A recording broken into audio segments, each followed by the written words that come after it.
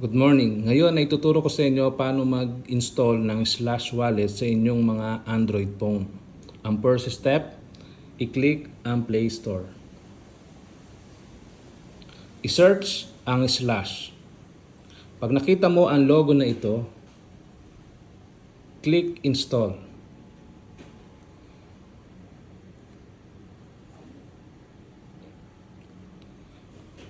Naka-install na siya.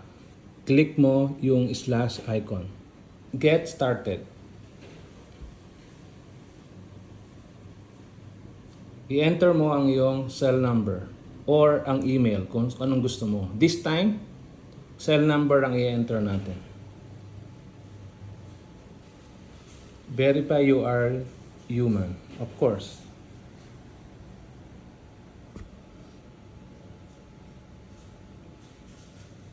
Magsisend ng OTP ang slash sa iyong cell number. Copy code.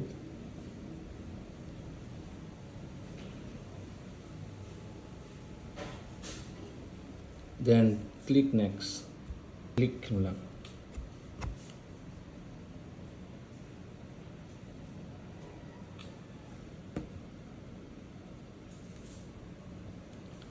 Yan.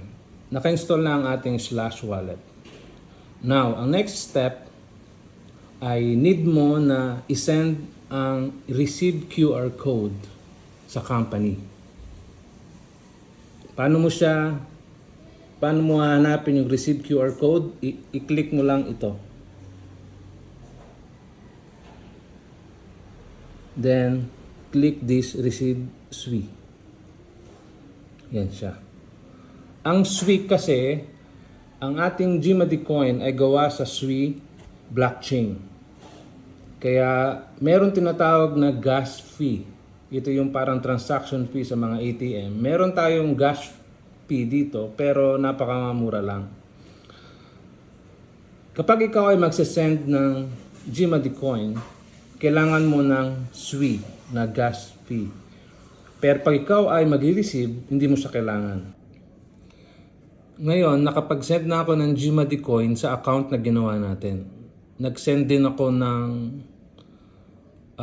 ilang SWI para may magamit itong account na to para sa kanyang gas fee. At napansin ko, kailangan meron kang SWI na naka-install para makita mo yung katulad niya, no? Nakikita mo yung kung anong mga currency ang meron ka. Ngayon, nakapag-send na ako ng 25,000 GMADI coin dito sa account na to. Ang tanong, Sir Eman, saan ko makikita yung 25,000 na GMADI coin na sinend ng company? Ito ang next na gagawin mo. Dito sa search, yan, makikita mo itong GMADI coin. Kasi sinend ko na eh. I-click mo lang yan. Then, i-click mo tong select and verified coin.